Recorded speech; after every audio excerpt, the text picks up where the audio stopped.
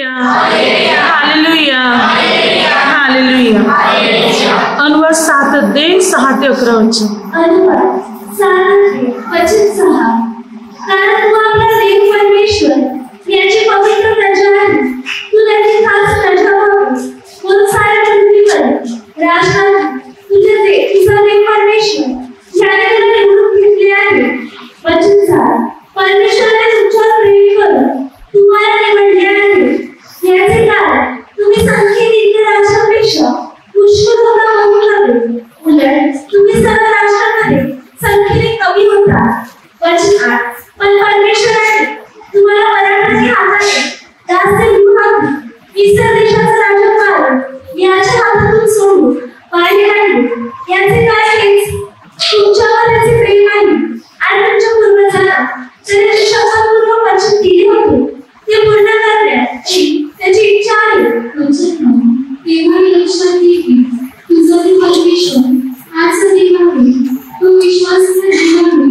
जे त्याच्यावर प्रेम करीतात व त्याच्या आज्ञा पाळतात त्यांच्या हजारो पिढ्यांपर्यंत तो आपल्या करार पाळून त्यांच्यावर दया करतो.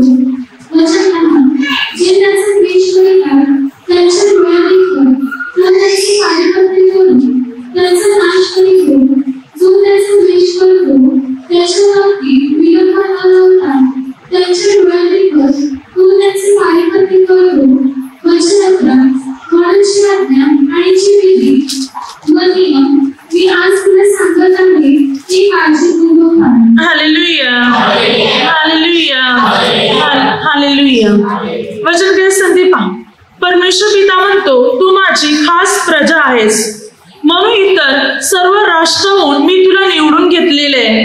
मी तुला निवडून वेगळे केलेले आहे, कारण तू माझी खास प्रजा आहेस. तू माझी खास पवित्र प्रजा आहेस. म्हणून मी तुझी निवड केलेली आहे. अनेक राष्ट्रापासून निवडून मात्र मी तुला अलग वेगळे केलेले आहे. तुम्ही संख्येने पुष्कळ होता म्हणून मी तुमची निवड करून तुम्हाला माझी प्रजा बनवले असं नव्हे, उलट तुम्ही संख्येने कमी होता तरी मी तुमची निवड केली आणि तुम्हाला मी माझी प्रजा बनवली. मी तुम्हाला दासगृहातून, संकटातून, बंदीखान्यातून मी तुम्हाला सोडविले आणि इथपर्यंत आणले, अशासाठी की तुम्ही परमेश्वर पित्याच्या आज्ञा पाळण्याची खबरदारी घ्यावी. तुम्ही परमेश्वर पित्याचे नियम पाळावे आणि मात्र त्याच्या नियमामध्ये जीवन तुम्ही जगावे. त्याच्या आज्ञा तुम्ही काळजीपूर्वक मात्र पाळाव्या. असे केल्याने आपले कल्याण होईल आणि आपला उद्धार होईल. पहा, बायबल काय सांगते, प्रभूने आपल्याला एक खास पवित्र प्रजा म्हणून निवडलेला आहे. आपण प्रभूची प्रजा आणि आपला मालक, आपला धनी, आपला राजा प्रभू येशू आहे आणि आपण त्याची प्रजा आहोत. त्याने आपल्याला पवित्र खास अशी प्रजा म्हणून त्याने आपली निवड केलेली आहे, अशासाठी की आपले कल्याण करावे, आपला उद्धार करावा आणि आपले तारण करावे, म्हणून त्याने आपली निवड केलेली आहे. आपण अधिक होते, आपल्याकडे धन संपत्ती सर्वस्व होते म्हणून प्रभूने आपल्याला निवडले असं नव्हे, उलट संख्येने कमी, दुःखी, निराश, पापी किंवा अनेक प्रकारच्या समस्याने भरलेले असे आपले जीवन होते. तरी अशा अवस्थेत असूनही प्रभूने आपली निवड केली आणि आपल्याला त्याची खास पवित्र मात्र प्रजा बनवली, अशासाठी की आपला उद्धार करावा, आपल्या मानवाचं तारण करावं आणि आपल्या जीवनामध्ये प्रगती व्हावी आणि पुढे जाऊन आपण यश प्राप्त करावे म्हणून. पहा, देवाने आपल्याला त्याची खास पवित्र प्रजा म्हणून निवडलेले आहे. आपला मालक, आपला धनी, आपला राजा प्रभू येशू आहे आणि जर आपण त्याची प्रजा आहोत तर आपल्याला त्याचे नियम पाळावे लागणार. पहा, मात्र ज्या देशामध्ये मंत्री आणि त्याच्या हाताखाली लोक आहेत, म्हणजे जसं की त्या देशातले प्रत्येक मनुष्य, त्या मानवाला, त्या मंत्रीचा, त्या राजाचा मात्र मान ठेवावा लागतो आणि तो जे नियम लावेल ते नियम पाळावे लागतात. जे नियम पाळतात मात्र त्यांच्या जीवनात काही समस्या येत नाही, पण नियम मोडणारे स्वतःवर संकट ओढून घेतात. आपलाही मंत्री, आपलाही राजा परमेश्वर आहे. आपण त्याची प्रजा आहोत आणि या प्रभूचे नियम पाळणार, आज्ञा पाळणार तर आपण आपल्या स्वतःचीच प्रगती साधणार. परंतु जर आपण प्रभूचे नियम मोडणार तर स्वतःवर अरिष्ट ओढून घेणार. आणि सांगायचं तर महत्वाची गोष्ट, प्रभूने आपल्याला प्रजा म्हणून निवडली, आपली दुःख, आपली संकटे, आपल्या समस्या पाहून आणि आपल्यासाठी स्वतःचा प्राण पण दिला. या मंत्रीने, या राजाने, या प्रभू येशूने आपल्या सर्वांसाठी स्वतःचं बलिदान दिलेलं आहे. त्याने आपल्याला प्रजा म्हणून स्वीकारले, आपल्या प्रत्येकाचा प्राण वाचावा, आपल्या प्रत्येकांचे जीव वाचावे, अधोलोकात जाण्यापासून आपण वाचवण्यात यावे. म्हणून हा राजा जो आहे प्रभू येशू, तो आपल्यासाठी मृत्यू पण पावला आणि पुन्हा तिसऱ्या दिवशी उठविला पण गेला. हा आहे आपला राजा प्रभू येशू. आणि आपण जर या प्रभूच्या नियमात, वचना आणि आज्ञेमध्ये चालणार तर प्रभू आपल्याला अनुग्रह देणार. तर आपण त्याची प्रजा आहोत, आपण त्याचे लोक आहोत आणि म्हणून त्याच्या नियमाप्रमाणे आणि त्याच्या वचनाप्रमाणे आपण चालण्याचा पूर्ण रीतीने प्रयत्न केला पाहिजे. देवपिता काय म्हणतो पहा, योएल 2 अध्यायामध्ये 26 ते 27 वचन. प्रभू म्हणतो, तुम्ही माझी खास पवित्र प्रजा आहात, तुम्ही माझी प्रजा आहात, म्हणून तुम्ही विपुल अन्न खाऊन तृप्त होतील. तुम्ही लज्जित होणार नाही, तुम्ही फजित होणार नाही, तुम्हाला काहीच उणे पडणार नाही, कमी पडणार नाही, कारण माझी प्रजा लज्जित होणार नाही. प्रभू म्हणतो, तुम्ही माझी प्रजा, माझे लोक आहात, म्हणून ना तुम्ही फजित होणार ना तुम्ही लज्जित होणार, तुम्हाला काही कमी पण पडणार नाही, तुम्ही विपुल अन्न खाऊन तृप्त व्हाल. तुम्हाला मी विपुल प्रमाणात देणार का, कारण तुम्ही माझी प्रजा. हा आपला राजा प्रभू म्हणतो की मी तुम्हाला विपुल प्रमाणात देईन, तुम्हाला काहीच कमी पडू देणार नाही. हा शल्मोन राजाच्या कारकिर्दीमध्ये शल्मोन राजा असं एक राजा होऊन गेले की त्याच्या काळामध्ये त्याच्या प्रजेला काही कमी नव्हती, त्याची प्रजा खाऊन पिऊन चैनीत होती. याचं कारण होतं, शल्मोन राजा देवाचे नियम पाळत होता, म्हणून देवाने एवढा आशीर्वाद दिला होता. शल्मोन राजा देवाच्या नियमात चालत होता, आज्ञेत चालत होता, म्हणून शल्मोनाला पण कमी नाही आणि प्रजेला पण कमी नव्हते.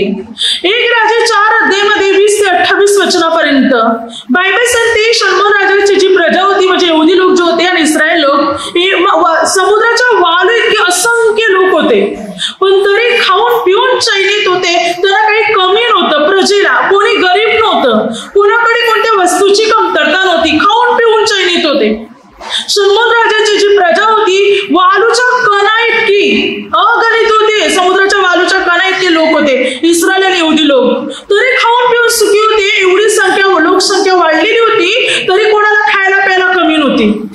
आपण लोकसंख्या वाढली की मात्र अन्नधान्याची कमतरता होते, पण मात्र शल्मोन राजाच्या खाली समुद्राच्या वाळू इतके लोक होते, तरी खायला प्यायला कमी नव्हतं, कोणत्या वस्तूची कमी नव्हती, कोणी एक मनुष्य पण गरीब नव्हता, सर्व खाऊन पिऊन चैनीत होते. इतक्या प्रकारची सामग्री त्यांच्याकडे होती, कोणाकडे मात्र काही कमी नव्हते, कारण शल्मोन राजा देवाचे नियम पाळत होता, म्हणून देवाने त्याला आशीर्वादित केलं होतं, त्याच्या प्रजेला आशीर्वादित केलं होतं. शल्मोन राजाला तर एका दिवसाची जी भोजन सामग्री लागे, एका दिवसाला, म्हणजे शल्मोनाकडे जे लोक होते, या लोकांना एका दिवसाची जी भोजन सामग्री लागे ती केवढी लागायची पहा. Hallelujah, hallelujah. वचन सांगते की मात्र एका दिवसाची जी भोजन सामग्री लागे ती येण्याप्रमाणे 30 पोर मापाचे सपेट आणि 60 पोर मापाचे पीठ, म्हणजे 90 पोती पीठ लागायचं. 90 पोती 100 किलोची एक पोत, एक गोण. 90 पोती 90,000 किलो पीठ एका दिवसाला लागायचं. 90,000 किलो पीठ एका दिवसाला. रोट्या चपात्या तरी किती होतील विचार करा. आपल्याला मात्र एका दिवसाला आपण निदान अर्धा किलो आपल्याला पीठ लागत असेल, 1 किलो पीठ लागत असं. मग या शल्मोन राजाला त्याच्याकडे एवढा लोक होता, म्हणजे त्याचे लोक त्याच्याकडे काम करायला खाऊन पिऊन ते पण चैनीत होती, त्याची प्रजा पण चैनीत होते, कोणाला काही कमी नव्हते. शल्मोनाकडे एवढे लोक काम करायला होते, एका दिवसाला 90 किलो पिठाच्या चपात्या, रोट्या वगैरे बनवायच्या एका दिवसाला. आणि मांस मटण पाक एवढं, 10 पुष्ट बैल, पूर्णातील 20 बैल, 100 मेंढरे, याखेरी हरिणे, सांबारे, भेकडे आणि आणखी पुष्ट पक्षी, किती हजारो किलो मटण एका दिवसाला लागायचं. हालेलुया. म्हणजे विचार करा, शल्मोनाकडे काम करायला माणसं तरी किती होती. शल्मोनाला काही कमी नव्हती, प्रजेला काही कमी नव्हती, शल्मोन राजाकडे काम करणाऱ्या लोकांना पण काही कमी नव्हतं. खाऊन पिऊन सर्व चैनीत होते, कारण शल्मोन राजा देवपित्याचे नियम पाळत होता, म्हणून त्याच्या प्रजेला पण काही कमी नव्हते. सलमोन राजाने देवाचे ज्ञान मागितले होते प्रजेचा न्याय करायला. सलमोन राजाचं लक्ष प्रजेची भलाई कशी होईल याकडे लागलेलं होतं. म्हणून प्रजेचा योग्य न्याय करता यावा हे दान त्याने देवाकडे मागितलं होतं आणि देव पित्याने हेच तर सलमोनाला दिलं होतं. त्यामुळे सलमोन पण सुखी, प्रजा पण सुखी, कोणाला काही कमी नव्हते. पहा, जे सलमोनाची प्रजा होती त्यांना काही कमी नव्हतं, तर सलमोन देवाचे नियम पाळत होता. मग आपण तर परमेश्वराची प्रजा आहोत, मग आपल्याला कसं कमी पडेल? आपल्याला कसं कमी पडेल? मुलीच म्हणणार नाही. सलमोनाच्या प्रजेला कमी नव्हतं, मग देवाच्या प्रजेला कसं कमी पडेल? देव पिता सलमोनाच्या प्रजेला अर्थात आपल्याच प्रजेला सर्व पुरवत होता. आपण परमेश्वराची प्रजा आहोत, तर मग आपल्यालाही काही कमी पडणार नाही. त्याने आपल्याला त्याची खास पवित्र अशी प्रजा म्हणून त्याने आपल्याला निवडलेले. आपण त्याचे लोक आहोत. म्हणून प्रभू म्हणतो, माझी प्रजा न लज्जित होणार न फजित होणार, विपुल अन्न खाऊन तृप्त होणार. प्रभू म्हणतो, मी माझ्या प्रजेला विपुल प्रमाणात देणार, त्यांना कोणतीही वस्तूची कमी मात्र मी त्यांना ठेवणार नाही. इतका अनुग्रह मी माझ्या प्रजेला देणार. म्हणून बायबल सांगते प्रभू आपल्याला आशीर्वादित करणार, कारण त्याने आपल्याला त्याची प्रजा बनवलेली आहे, त्याचे लोक बनवलेले. स्तोत्रसंहिता 100:3, स्तोत्रसंहिता 19:13 वचनामध्ये बायबल काय सांगते पहा, आपण त्याची प्रजा आहोत, त्याच्या कुरणातले मात्र प्रजा आहोत. आपण त्याच्या मेंढरातले लोक आहोत. आणि वचन सांगते आपण त्याच्या कुरणातले, त्याच्या मेंढरातले मेंढर आहोत. आणि वचन सांगते की मात्र आपण त्याची पवित्र खास प्रजा आहोत. म्हणून तो आपल्या जीवनात कार्य करणार, आपल्या जीवनाची उन्नती करणार, आपल्या जीवनाची प्रगती करणार. आपण देवाची प्रजा आहोत, म्हणून देवाचा उल्लास, देवाचा धन्यवाद करा, देवाचा गौरव प्रगट करा, कारण आपण त्याची प्रजा आहोत. मग आपल्याला चिंता करण्याची गरज नाही, निराश होण्याची गरज नाही, कारण आपण देवाची प्रजा आहोत. तो आपल्याला सर्व पुरवणार, तो आपल्याला सर्व देणार, तो आपली इच्छा पूर्ण करणार, तो आपल्या गरजा पूर्ण करणार. आपल्या जीवनात कोणत्याही वस्तूची कमी मात्र प्रभू ठेवणार नाही. सर्व काही मात्र पुरवणार. मात्र आपण प्रभूचे नियम पाळले पाहिजे. प्रभूच्या आज्ञेप्रमाणे, प्रभूच्या वचनाप्रमाणे आणि प्रभूच्या संकल्पाप्रमाणे आपण चालण्याचा प्रयत्न केला पाहिजे, कारण आपण त्याची प्रजा आहोत, देवाची प्रजा आहोत आपण. मग आपल्याला सर्व काही प्रभूच मात्र देणार. पण अनुवादमध्ये सुंदर एक वचन आहे 26 अध्यायामध्ये, त्याच्यामध्ये 15 वचनात काय सांगते बघा, तू आपल्या पवित्र निवासस्थानातून स्वर्गातून अवलोकन कर, आपल्या इस्रायल प्रजेला आशीर्वाद दे आणि तू आमच्या पूर्वजांशी शपथ वाहिल्याप्रमाणे जो देश तू आम्हाला दिला आहे त्या या दुधामधाचे प्रवाह वाहणाऱ्या देशाला बरकत दे. काय संधी वचन, तू आपल्या पवित्र निवासस्थानातून स्वर्गातून अवलोकन कर प्रभू, आणि मात्र आपल्या इस्रायल प्रजेला आशीर्वाद दे आणि या प्रजेला जो देश दिलेला आहे त्या देशाला तू बरकत दे. हालेलुया. आता आपण देवाची प्रजा आहोत आणि आपण देवाची प्रजा, आपल्याला देवाने हा देश दिलेला आहे. मग देव आपल्याला पण बरकत आणि आपल्या देशाला पण काय देणार? बरकत देणार. जर खरोखर आपण देवाची प्रजा बनणार तर देव आपल्याला पण आशीर्वाद देईल आणि आपल्या देशाला पण बरकत देईल. जिथे देवाची प्रजा राहते, जिथे देवाचे लोक राहते, त्या देशाला देव आशीर्वादित करतो, त्या देशाला प्रभू अनुग्रह देतो. पहा मात्र यशामध्ये 37 अध्यायामध्ये त्या ठिकाणी मात्र परमेश्वर पित्याने मात्र हिजकिया राजाच्या वेळी यहुदी लोकांना का सहाय्य केलं? दाविदा करता, कारण ते नगर यरुशलेम दाविदाचं नगर होतं. म्हणून देव पिता म्हणतो, दाविदा करता मी नगराचे संरक्षण करीन, दाविदा करता या देशाचा मी बचाव करीन, दाविदा करता हा देश मी बचावीन, दाविदा करता या देशाला मी वाचवीन. परमेश्वर पित्याने यरुशलेमीचा बचाव का केला? का यरुशलेमीचे संरक्षण केले? अशासाठी दाविदा करता परमेश्वर पित्याने तो देश वाचवला, त्या देशाचे संरक्षण केले आणि त्या देशामध्ये आलेला हा अशुराचा राजा जो त्यांच्या चढाई करून आला होता, परमेश्वर पित्याने मात्र त्याचा नाश केला. पण दाविदा करता आपल्या देशाला वाचवलं. जिथे परमेश्वराची प्रजा, परमेश्वराचे लोक ज्या देशात राहत आहे त्या देशाला प्रभू आशीर्वादित करणार, त्या देशाला प्रभू बरकत देणार. मग आपल्याला काय करायचंय? आपल्याला देवाची प्रजा बनायचंय, आपल्याला प्रभूचे लोक बनायचे. म्हणजे आपला प्रभूचा आशीर्वाद आपल्याला पण, आणि मात्र प्रभूचा आशीर्वाद आपल्या देशाला पण मिळेल. म्हणून परमेश्वराची प्रजा बना, परमेश्वराचे लोक बना. पण मिस्री लोक तर परमेश्वराची प्रजा नव्हती. बघा, आपण एक वचन पाहू बायबलमध्ये काय दिलेले आहे की इस्रायल लोकांना देवपित्याने मिस्र देशातून बाहेर काढलं. इस्रायल लोकांना देवाने आपली प्रजा निवडलेलं होतं. इस्रायल लोकांना देवाने आपली प्रजा निवडलेली होती आणि आपल्या प्रजेला मिस्र देशातून बाहेर काढलं. आणि मिस्री लोक जे इस्रायल लोकांना त्रास देत होते त्या मिस्री लोकांचा नाश केला आणि इस्रायल लोकांचा देवाने बचाव केला. इस्रायल लोकांना देवाने आपली प्रजा बनवली पण त्यांना वाचवलं. मिस्री लोक देवाचे नियम पाळत नव्हते, त्यांचा नाश झाला. आता इस्रायल लोक प्रजा आहे. पण इकडे वचन काय सांगते बघा, यशाया पुस्तकामध्ये 19 अध्याय 25 वचन काय सांगते पहा. कारण सेनाधीश परमेश्वराने त्यास हा आशीर्वाद दिला, माझी प्रजा मिस्र धन्य असो, माझ्या हातची कृती अशूर धन्य असो आणि माझे वतन इस्रायल धन्य असो. बघा वचन या ठिकाणी काय सांगते. आता अशूराचा पण धिक्कार करण्यात आलेला आहे. कारण अशूरातले लोक भरपूर त्रासदायक लोक होते. लढाई करणे, मारामारी करणे किंवा इस्रायल लोकांना त्रास देणे अशा अशूरी लोक होते. आणि मिस्री लोकांनी तर इस्रायल लोकांना पूर्ण गुलाम करून टाकलं होतं. स्वार्थी आणि गर्विष्ठ लोक होते. पण या ठिकाणी वचन काय सांगते, मिस्री आणि अशुरी या लोकांबाबतीत संधी प्रभू म्हणतो ही माझी प्रजा आहे. आता मिस्री लोक प्रभूची प्रजा कसे बनले, अशुराचे लोक परमेश्वराची प्रजा कसे बनले? हे तर मात्र वाईट करणारे होते, देवाचे नियम पण पाळणारे नव्हते, उलट देवाला विरोध करणारे लोक होते. आणि इथे देव म्हणतो माझी प्रजा. मग याच्यात असं काय घडलं होतं की ते देवाची प्रजा बनले? हालेलुया. कारण या लोकांनी परमेश्वराला आपला प्रभू स्वीकारले.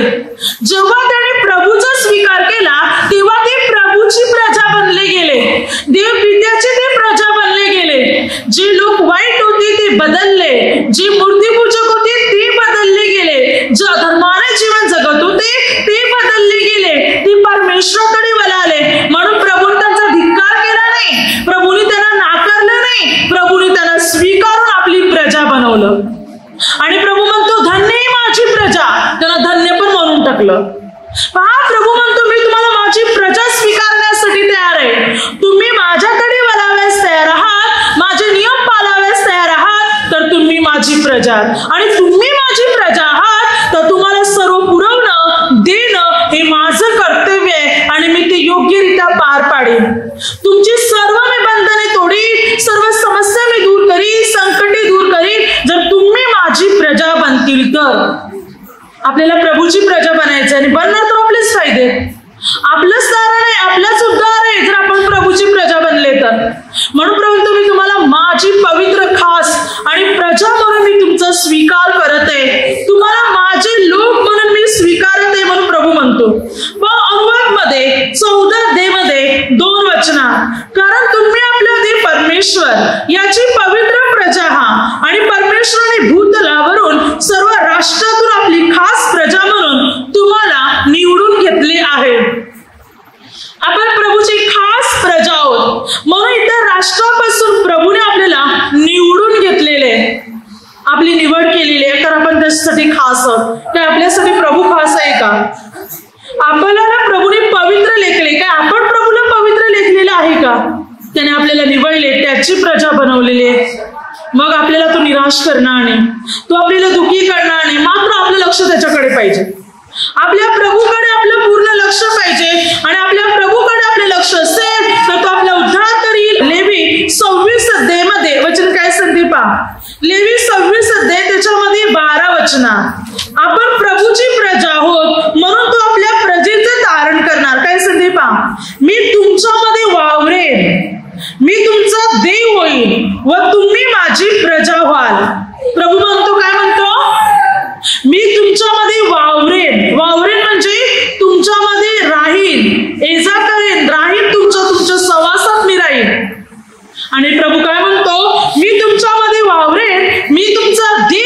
आणि तुम्ही माझी प्रजा. देव आपल्याबरोबर राहायला तयार आहे. हा असा एक राजा आणि मंत्री आपला परमेश्वर जो आपल्या बरोबर राहायला तयार आहे. मग गरीब असो श्रीमंत, कोणत्या जातीच्या धर्माच्या ठिकाणाचे कोणी घेऊन असो तरी आपल्या जोडीला राहायला तयार आहे आपला परमेश्वर. प्रभू म्हणतो तुम्ही माझी प्रजा, मी तुमच्या जोडीला तुमच्या बरोबर राहील. इतकं प्रेम करतो आपला परमेश्वर. तो आपल्या बरोबर राहायला तयार आहे, आपल्या जोडीला राहायला तयार आहे, आपल्यामध्ये वावरण्यासाठी तो तयार आहे परमेश्वर. Hallelujah, hallelujah. म्हणूनच तो म्हणतो मी तुम्हाला माझी प्रजा म्हणून निवडलेली आहे. तुम्ही माझी प्रजा आहात. आपण प्रभूची प्रजा आणि प्रभू आपला पिता आहे. प्रभू आपला परमेश्वर आहे, आपला राजा आहे आणि आपल्याला त्याची प्रजा बनून राहायचंय. त्याचे नियम पाळून, त्याच्या आज्ञा पाळून, त्याच्या वचनाप्रमाणे चालून आपल्याला जीवन जगायचंय. म्हणजे कधी निराश होणार नाही, ना खचित होणार, ना लज्जित होणार, ना अपमानित होणार, ना अप्रतिष्ठित जीवन जगणार. कारण आपला राजा परमेश्वर पिता महान परमेश्वर आहे आणि तो आपल्या प्रजेला कधीच निराश करणार नाही. विचार करा, त्याने प्रजेसाठी स्वतः बलिदान दिले, स्वतःचा प्राण दिला, तर विचार करा तो प्रजेला निराश कसं करेल. त्याने प्रजेसाठी तो स्वतः मरण पावला, तर मग इतर वस्तू तो का आपल्याला देणार नाही. तो आपल्या प्रजेवर प्रेम करतो, आपल्या लोकांवर प्रेम करतो आणि आपल्या लोकांना मात्र सर्व काही पुरवण्यासाठी तो नेहमी सिद्ध असतो.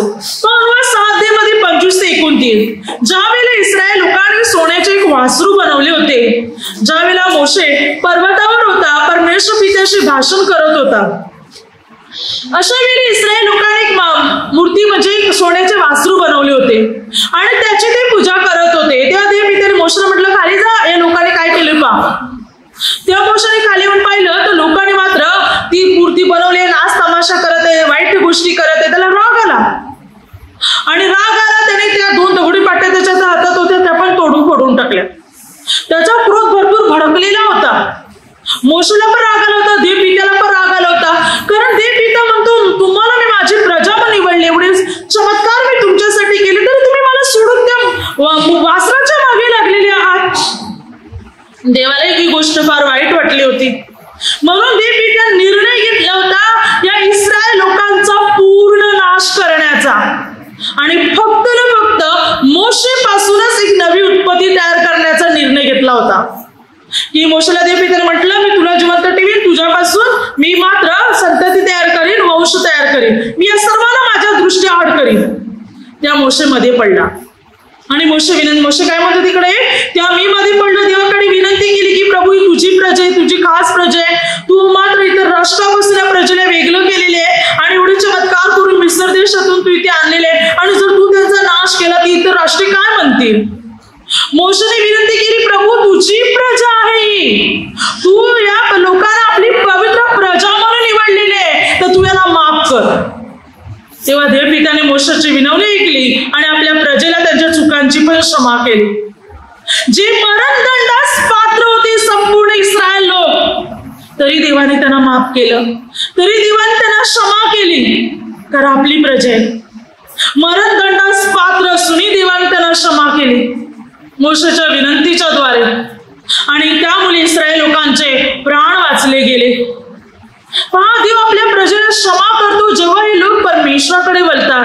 आज विचार करा, आपण देवाची प्रजा, देव आपल्याला क्षमा करत नसता तरी पृथ्वीवर एक पण माणूस नसता, कधीच या पृथ्वीचा अंत झाला असता.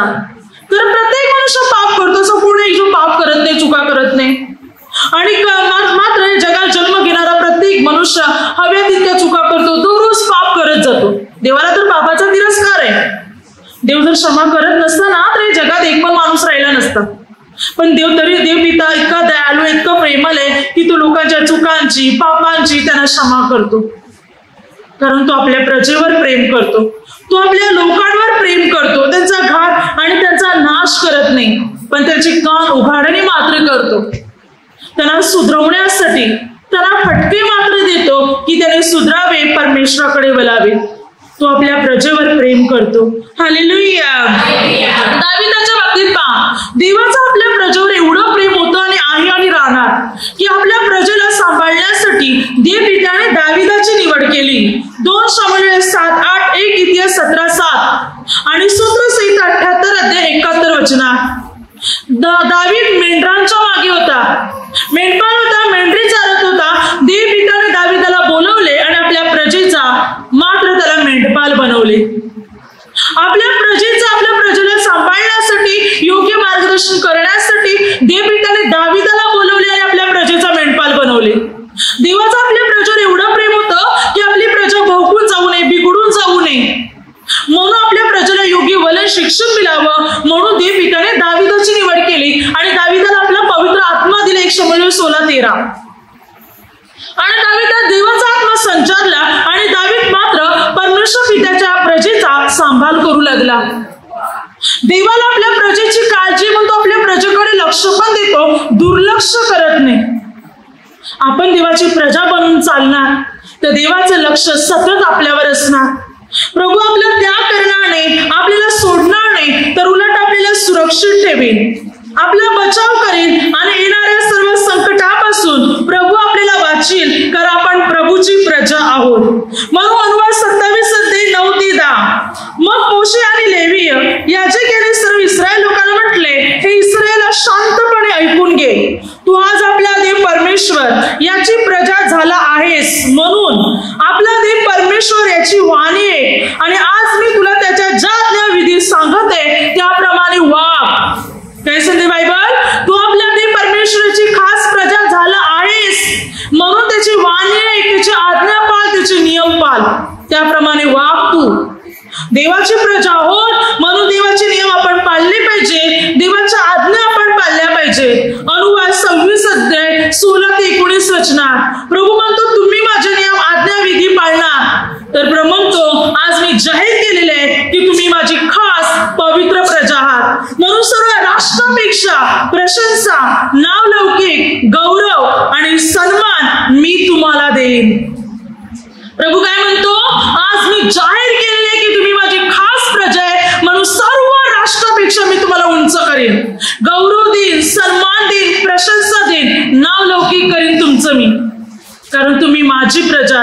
म्हणजे आपण देवाची प्रजा बनणार, देवपिता आपल्याला श्रेष्ठ बनवणार, सन्मान देणार, देवपिता आपल्याला उंच करणार, लज्जित करणार नाही, अभिमानाने, गौरवाने आपण आपली मान ताठ करणार. असं अनुग्रह प्रभू आपल्याला देणार जर आपण प्रभूची प्रजा बनणार तर. म्हणून आपल्याला परमेश्वरची प्रजा बनायचं आहे, प्रभूचे लोक बनून चालायचंय, प्रभूच्या नियमात चालायचंय, प्रभूच्या आज्ञेमध्ये आपल्याला चालायचंय, कारण प्रभू आपला राजा आहे, प्रभू आपला मेंढपाल आहे, तोच आपला परमेश्वर आणि तोच आपला सर्वस्व आहे. त्याच्या नियमात आपल्याला वाटचाल करायची आणि त्याच्या नियमात जर आपण वाटचाल करणं, आपली सारी बंधने तुटणार, सर्व समस्या आपल्या जीवनातून दूर होणार. तर आपला प्रभू महान परमेश्वर आहे, तो प्रजेला दुःखी पाहू शकत नाही. प्रजेच्या डोळ्यातून जेव्हा अश्रू बाहेर पडतात तेव्हा परमेश्वराला दुःख होते, त्याच्या डोळ्यातून अश्रू येतात. म्हणून प्रभू आपल्या प्रजेच्या डोळ्यातले अश्रूही पुसतो.